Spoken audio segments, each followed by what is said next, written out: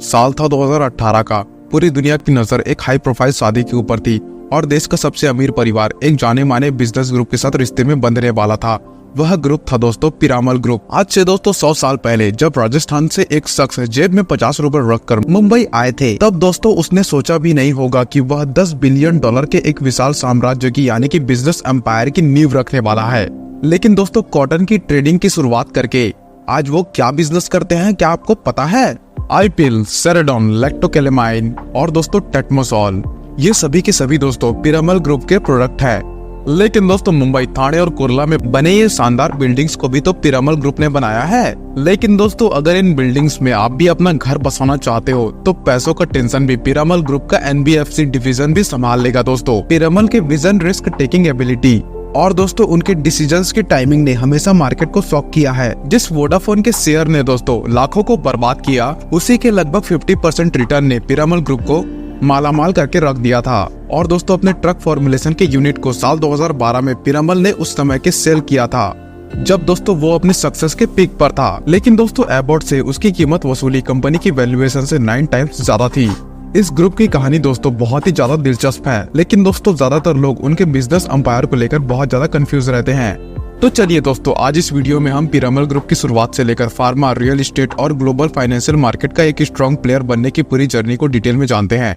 कहानी की शुरुआत होती है दोस्तों साल 1920, जब राजस्थान के बगड़ से सेठ पिरामल चतुर्भुज मखारिया जेब में मात्र 50 रुपए रखकर मुंबई में कदम रखते हैं। क्योंकि दोस्तों मुंबई उस समय एक इंडस्ट्रियल हब में कन्वर्ट हो रहा था और ज्यादातर मारवाड़ी ट्रेडिंग के बिजनेस के लिए मुंबई माइग्रेट करने लगे थे। ना दोस्तों जेब में पैसे थे और ना ही मुंबई में किसी से जान या पहचान। लेकिन दोस्तों एक मारवाड़ी दिमाग और धंधे की अच्छी समझ ने आगे बढ़ने के लिए मोटिवेट किया। वे दोस्तों लोकल मारवाड़ी कम्युनिटी से दोस्ती करने लगे और दोस्तों बड़े ही छोटे लेवल पर कॉटन ट्रेडिंग का काम शुरू कर दिया। वह दोस्तों अपने हर ट्रेड में थोड़ा बहुत प्रॉफिट कमा लिया करते थे, जिसके चलते दोस्तों उनकी पूंजी में इजाफा होते चला गया और दोस्तों कुछ ही सालों में वो मुंबई के एक जाने माने ट्रेडर बन गए। लेकिन दोस्तों जहां पर फर्स्ट वर्ल्ड वॉर के बाद कॉटन और टेक्सटाइल के मार्केट में काफी ज्यादा उतार चढ़ाव था, वही दोस्तों अंग्रेजों के खिलाफ फ्रीडम मूवमेंट में भी उनके बिजनेस पर नेगेटिव इम्पैक्ट हुआ।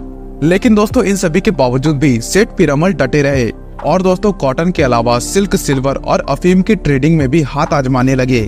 बिजनेस दोस्तों काफी अच्छा चलने लगा और बताया जाता है कि साल 1928 के आसपास सेठ पिरामल ने बगर में एक आलीशान हवेली बनवाया था, जो कि दोस्तों आज भी एक होटल के रूप में मौजूद है वहाँ पर।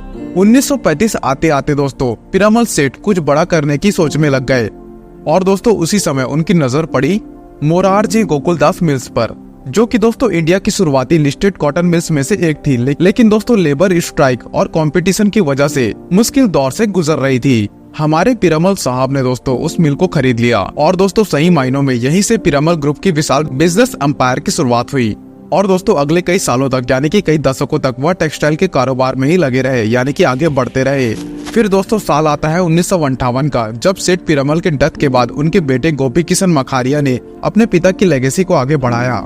लेकिन दोस्तों टेक्सटाइल के इस बिजनेस में उनके सामने चैलेंजेस कम नहीं थे, क्योंकि दोस्तों मोरारजी मिल्स का कंपटीशन किसी छोटे मोटे प्लेयर से नहीं बल्कि जमशेदजी टाटा के स्वदेशी मिल, बिरला जूट मिल और वाडिया ग्रुप जैसे बॉम्बे डाइंग जैसे बड़े दिग्गजों के साथ था।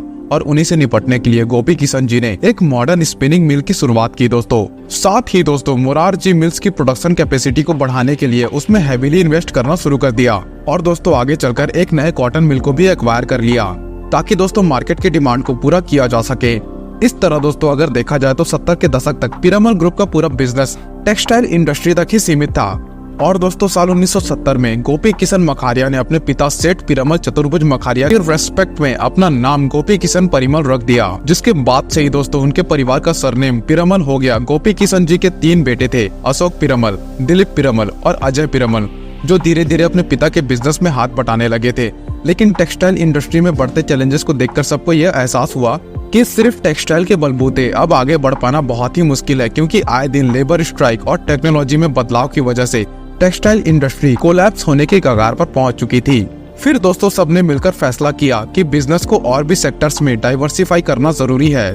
और दोस्तों इसी प्लान के तहत साल 1971 में दिलीप परिमल ने वीआईपी इंडस्ट्रीज की शुरुआत की, जो आज इंडिया की सबसे बड़ी लगेज मैन्युफैक्चरिंग कंपनी है। और साल 1978 में बड़े भाई अशोक पिरामल ने मिरांडा टूल्स को एक्वायर कर लिया। जो कि दोस्तों एक हाई स्पीड स्टील टूल बनाने का काम किया करती थी, यानी कि कंपनी थी। जैसा कि दोस्तों आपको पता होगा, अगर नहीं होगा तो मैं बता देता हूँ, टेक्सटाइल इंडस्ट्री में केमिकल का खूब इस्तेमाल होता है। इसलिए गोपी किशन जी के पास भी दोस्तों केमिकल्स का कुछ आइडिया था और दोस्तों उसी से उनके दिमाग में ख्याल आया कि क्यों ना केमिकल एंड फार्मा सेक्टर में कुछ ट्राई किया जाए, और दोस्तों वह काम पर लग गए। लेकिन दोस्तों अनफॉर्चुनेटली ईयर 1979 में अपने इस ड्रीम को अधूरा छोड़कर वह चले गए। और दोस्तों सही मायनों में अब पीरामल की कहानी शुरू होने वाली थी, क्योंकि दोस्तों तीनों के तीनों बेटे पूरी तरीके से आजाद थे अपने हिसाब से फैसला लेने के लिए। और दोस्तों उसका असर कुछ ही दिनों में सामने आने लगा, जब दिलीप पीरामल ने अपनी वीआईपी इंडस्ट्रीज के साथ खुद को फैमिली बिजनेस से अलग कर दिया, क्योंकि दोस्तों उन्हें अब टेक्सटाइल इंडस्ट्री में कोई भी दिलचस्पी नहीं रह गई थी। और दोस्तों काम का पूरा बोझ बड़े भाई अशोक के कंधों पर आ गया था। हालांकि उनके छोटे बेटे अजय उन्हें टेक्सटाइल बिजनेस में सपोर्ट करने लगे, लेकिन आगे बढ़ने से पहले हमें अजय पीरामल के बारे में डिटेल जानना जरूरी है, क्योंकि वही इस कहानी के मुख्य किरदार है। 3 अगस्त 1955 को पैदा हुए अजय पीरामल, और दोस्तों इनकी उम्र फैमिली के डिवीजन के वक्त मात्र 24 साल की थी। और मात्र 2 साल पहले दोस्तों वह जमुनालाल बजाज से अपना एमबीए कंप्लीट करके वापस आए थे। पिता की मौत और भाई से अलग होने का दुख जैसे ही थोड़ा कम होना शुरू हुआ, एक और घटना ने दोस्तों उनको अंदर तक झंझोड़ कर रख दिया। उनके बड़े भाई अशोक पीरामल की भी दोस्तों कैंसर की वजह से डेथ हो गई।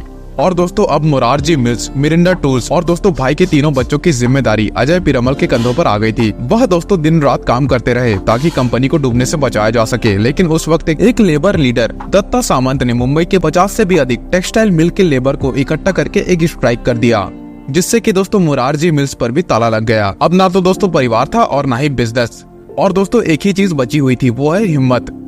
और दोस्तों अजय ने फैसला किया कि वह हार नहीं मानेंगे और दोस्तों अपने पिता की फार्मा बिजनेस के अधूरे सपने को इतनी रफ्तार से पूरा करेंगे कि दुनिया हैरान रह जाएगी।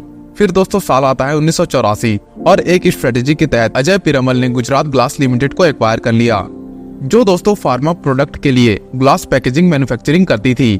और दोस्तों इसके बाद साल 1988 में निकोलस लैब का एक्विजिशन किया, जिसको दोस्तों 1940 में एक ब्रिटिश बिजनेसमैन ने इंडिया में शुरू किया था, और इस निकोलस लैब के साथ ही गुजरात ग्लास को मर्ज कर दिया। फिर दोस्तों मध्य प्रदेश के प्रीतमपुर में साल 1992 में दूसरा मैन्युफैक्चरिंग प्लांट भी लगा दिया। और दोस्तों पीरामल ग्रुप ने जैसे ही हेल्थ केयर, फार्मा से लेकर रियल एस्टेट और फाइनेंशियल बिजनेस में दोस्तों अपना नाम बना लिया। अब दोस्तों यहाँ पर इनके लिए फार्मा इंडस्ट्री का बेस तो तैयार हो गया था, जरूरत थी इसके लार्ज स्केल में लाने की। इसलिए दोस्तों सिलसिला शुरू हुआ एक्विजिशन और कोलैबोरेशन का। अगर दोस्तों एक्विजिशन की बात करें तो साल 1995 में हैदराबाद की सुमित्रा फार्मा, 1996 में दोस्तों बोहरिंगर मैनहैन की इंडियन यूनिट, 1999 में दोस्तों श्रीलंका की सिलोन, और दोस्तों उसी साल फ्रेंच की कंपनी रोने फ्लैंक, साल 2002 में दोस्तों आईसीआई फार्मा, और दोस्तों 2003 में साराभाई पीरामल और ग्लोबल बल्क ड्रग्स, 2005 में दोस्तों अवेसिया फार्मास्यूटिकल, और दोस्तों अमेरिकन विटन ग्लास ग्रुप। फिर दोस्तों 2008 में खंडेलवाल लैब, और दोस्तों 2009 और 10 में यूएस की आरएक्स लिटेनिक, मिनार्ड इंटरनेशनल, और दोस्तों कनाडा की बायोसिंटेक, और दोस्तों सिप्ला का एक पॉपुलर प्रोडक्ट जिसे कि हम सभी जानते हैं आईपीएल। ये लिस्ट बहुत ज्यादा लंबी है दोस्तों, अगर सभी के अगर नाम लेना चालू कर दिया तो पूरी वीडियो 20-30 मिनट की बन जाएगी। तो इतने में ही संतुष्ट रहो और बाकी जाके खुद इंटरनेट पे चेक कर लो। उसके बाद दोस्तों अजय पीरामल को लोग मर्जर किंग के नाम से बुलाने लगे थे दोस्तों। फिर दोस्तों सन 2005 में अजय पीरामल के एम्पायर में उनके इकलौते बेटे आनंद पीरामल की एंट्री हो चुकी थी, जो दोस्तों अभी तक अपने नॉन प्रॉफिट स्टार्टअप पीरामल ई स्वास्थ्य के लिए काम कर रहे थे। वह दोस्तों पीरामल लाइफ साइंस लिमिटेड के डायरेक्टर बन गए, जो दोस्तों एनपीआईएल के under drug discovery and development का एक डिवीजन था। फिर दोस्तों साल आता है 2008, जब दोस्तों एनपीआईएल का नाम बदलकर पीरामल हेल्थ केयर लिमिटेड कर दिया गया, और 2010 तक यह कंपनी क्रिटिकल केयर एनेस्थीसिया और कॉन्ट्रैक्ट रिसर्च के साथ भारत के टॉप फार्मा कंपनीज में से एक बन गई। अब दोस्तों अजय पीरामल ने अपने फार्मा बिजनेस को एक नई ऊंचाई पर तो ला दिया था, लेकिन दोस्तों उनके बेटे आनंद पीरामल में भी टैलेंट की कोई कमी नहीं थी। वो दोस्तों यूनिवर्सिटी ऑफ पेंसिल्वेनिया से कॉमर्स ग्रेजुएट थे, और दोस्तों हार्वर्ड बिजनेस स्कूल से एमबीए की पढ़ाई कर चुके थे। वो दोस्तों चाहते थे कि पीरामल के बिजनेस को और भी सेक्टर्स में डाइवर्सिफाई किया जाए, जिसमें दोस्तों जरूरत थी हैवी इन्वेस्टमेंट की। और दोस्तों उनके पिता के कुछ बोल्ड डिसीजंस ने उनकी राह को आसान बना दिया। दरअसल दोस्तों पीरामल का सबसे प्रॉफिटेबल सेगमेंट उनका डोमेस्टिक फॉर्मुलेशन बिजनेस था, और दोस्तों साल 2010 में वह तो अपने पिक पर चल रहा था।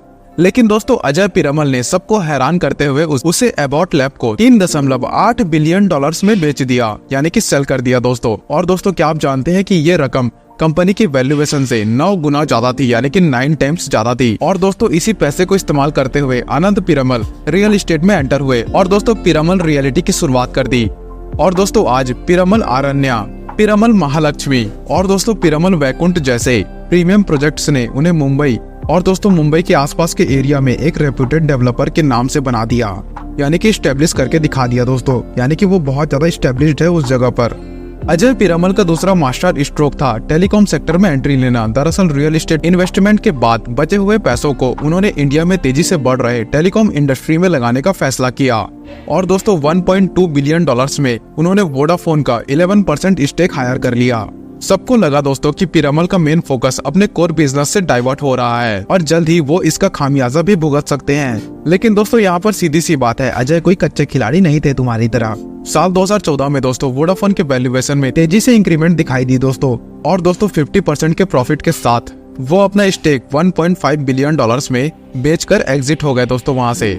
जिस वोडाफोन के शेयर ने दोस्तों आज सबको निराश करके रखा हुआ है, उससे भी दोस्तों पीरामल साहब ने मोटा मुनाफा कमाया हुआ है। एबॉट को दोस्तों अपना डोमेस्टिक फार्मा बिजनेस सेल करने के बाद पीरामल हेल्थ केयर का नाम पीरामल इंटरप्राइजेस कर दिया गया और दोस्तों आरबीआई से लाइसेंस लेकर इसे एक डाइवर्सिफाइड एनबीएफसी में तब्दील कर दिया। दोस्तों साल 2014 में पीरामल इंटरप्राइजेस ने श्रीराम कैपिटल में 20% और श्रीराम सिटी यूनियन फाइनेंस में लगभग 10% का स्टेक खरीदकर अपनी पोजीशन को और मजबूत कर लिया। आज दोस्तों 25 से भी ज्यादा स्टेट्स में पीरामल इंटरप्राइजेस के 300 से भी ज्यादा अधिक ब्रांचेस अवेलेबल है और company home loan, personal loan, इन सभी के अलावा बिजनेस लोन भी दिया करती है, यानी कि प्रोवाइड करती है। दोस्तों आप चाहो तो आप भी ले सकते हो, नीचे डिस्क्रिप्शन में मैं लिंक दे दूंगा अगर चाहते हो तो। अगर ले सकते हो तो भाई, नहीं ले सकते तो मेरा नाम मत फंसाना।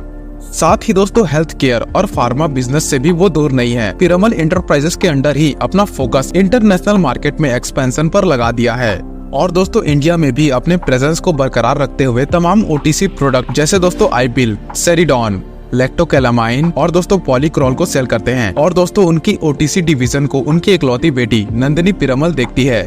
फिर दोस्तों साल आता है 2018 का, जब दोस्तों रिलायंस ग्रुप के मालिक मुकेश अंबानी जी की बेटी नीता अंबानी पीरामल परिवार की बहू बनी दोस्तों। दरअसल दोस्तों मुकेश अंबानी और अजय पीरामल के रिश्ते पहले से ही बहुत ज्यादा अच्छे हुआ करते थे, यानी कि पहले से अच्छे हैं और थे और रहेंगे। और जब दोस्तों आनंद ने ईशा के सामने शादी का प्रपोजल रखा तो फिर दोनों फैमिलीज को ये प्रपोजल एक्सेप्ट करने में कोई परेशानी नहीं हुई।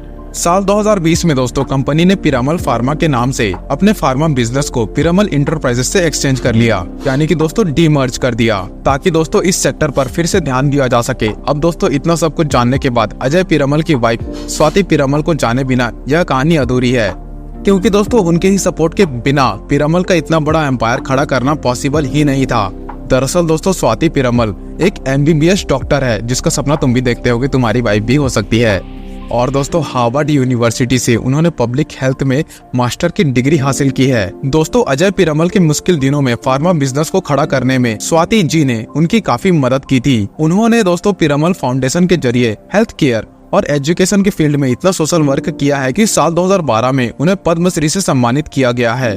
तो दोस्तों उम्मीद है कि आज की ये कहानी आपको बहुत अच्छी लगी होगी। अगर अच्छी लगी और नहीं भी लगी तो प्लीज लाइक कर दीजिए और मेरे चैनल को सब्सक्राइब जरूर करें।